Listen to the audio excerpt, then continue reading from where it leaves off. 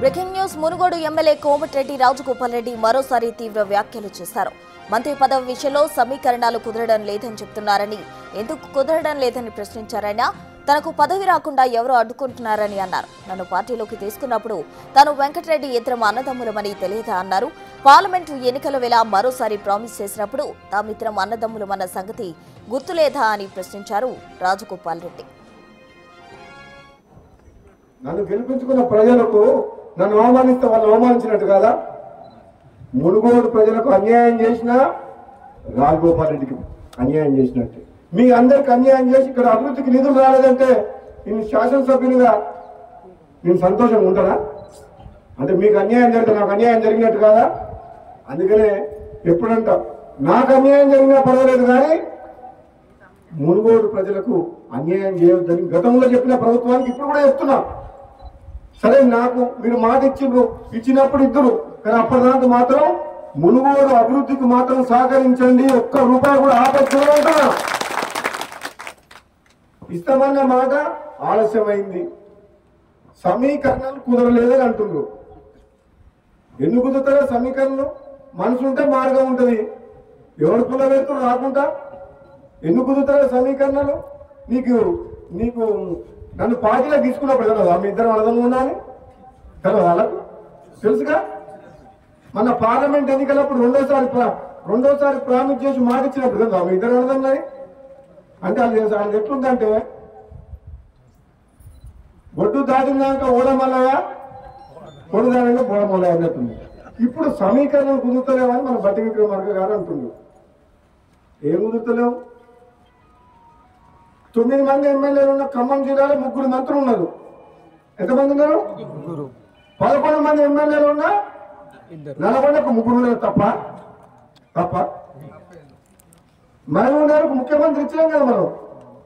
రేవంత్ రెడ్డికి ముఖ్యమంత్రి ఇచ్చినప్పుడు ఇద్దరు అన్నదమ్ములు తప్పేంది?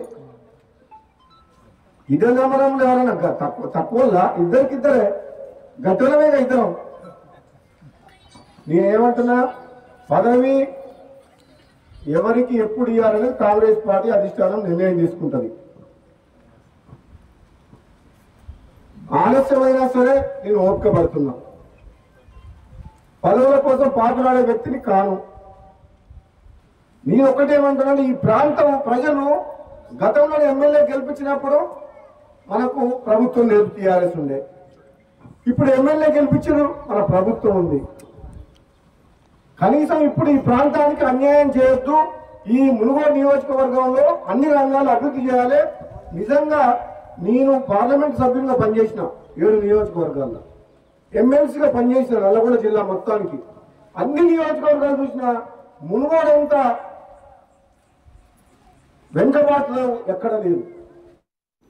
మంత్రి పదవి విషయంలో కోమటిరెడ్డి రాజగోపాల్ రెడ్డి సంచలన వ్యాఖ్యలు చేశారు. దీనికి సంబంధించి పూర్తి డీటెయిల్స్ మా ప్రతినిధి రమేష్ నల్గొండ నుండి అందిస్తారు. రమేష్, మంత్రి పదవి విషయంలో కోమటిరెడ్డి రాజగోపాల్ రెడ్డి మరోసారి రియాక్ట్ కావడం జరిగింది. నియోజకవర్గంలో కార్యక్రమంలో పాల్గొని కార్యకర్తల మీటింగ్ లోనే బహిరంగంగా విమర్శలు చేయడం జరిగింది. ఇద్దరు అన్నదమ్ములు అంటున్నారు. పార్టీలోకి తీసుకొని వచ్చినప్పుడు ఇద్దరు అన్నదమ్ములు ఉన్న విషయం తెలియదా? అదేవిధంగా భువనగిరి పార్లమెంటు గెలిపించే విషయంలో కూడా అప్పుడు కూడా ఇద్దరు అన్నదమ్ములు ఉన్నాక ఇద్దరు అన్నదమ్ములని ఇప్పుడు కొత్తగా చెబుతున్నారు ఏంటని కూడా ఇవన్నీ కూడా గతంలో చూడడం జరిగింది. ఏదైతే ఇప్పుడు ఖమ్మం జిల్లాలో కూడా మొత్తం 9 మంది గెలిస్తే అక్కడ 3 మంత్రులు ఉన్నారు. అదేవిధంగా కరీంనగర్ లో కూడా 3 మంత్రులు ఉన్నారు. ఇక్కడ 11 మంది ఎమ్మెల్యేలను గెలిపిస్తే ఇక్కడ 3 మంత్రులు ఉంటే తప్పేంటని కూడా వ్యాఖ్యలు చేయడం జరిగింది. ఇటీవల కాలంలో వరుసగా చూస్తున్నాం, వరుసగా మంత్రి పదవి విషయంలో వరుస సీట్లు కానీ అదేవిధంగా మునుగోడు నియోజకవర్గానికి వచ్చిన ప్రతిసారి కూడా ఈ విషయంలో కూడా ఇదేటువంటి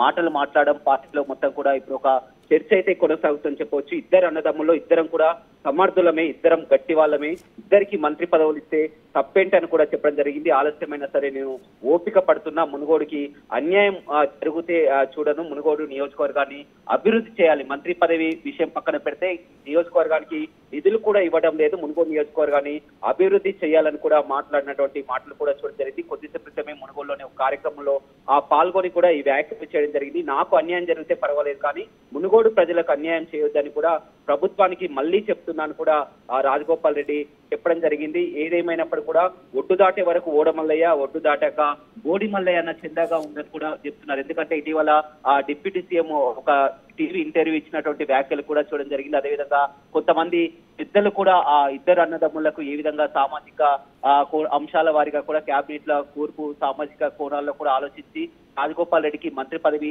రాలేదన్నటువంటి వ్యాఖ్యలు చేస్తున్నటువంటి సందర్భంలో ఇలాంటి వ్యాఖ్యలు కూడా చేయడం జరిగింది. ఇద్దరు అన్నదమ్ముల విషయం ఇప్పుడు గుర్తొచ్చిందా? ఇద్దరు అన్నదమ్ములను ఎప్పటి నుంచో రాజకీయాల్లో ఉన్నాం, తాను 2009లో ఎంపీగా పనిచేశాను, ఎమ్మెల్సీగా పనిచేశాను, ఇప్పుడు ఇద్దరం కూడా సమర్థులమే, ఇద్దరు అన్నదమ్ములని ఇప్పుడు కొత్తగా విషయాలు చెప్తున్నారు. అదేవిధంగా భువనగిరి పార్లమెంట్ విషయంలో కూడా చూడడం జరిగింది. స్వయంగా సీఎం రేవంత్ రెడ్డి రాజగోపాల్ రెడ్డి ఇంటికే రావడం జరిగింది. అక్కడ ఆయనకు ఇన్ఛార్జ్ గా భువనగిరి పార్లమెంట్ ఇన్ఛార్జ్ గా గెలిపించే బాధ్యతను కూడా అప్పచెప్పి గెలిపించిన తర్వాత కూడా తమకు మంత్రి పదవి హామీ ఇస్తానని సీఎం తో పాటు పెద్దలు కూడా చెప్పినట్టు కూడా ఆయన పలు సందర్భాల్లో చెప్తున్నారు.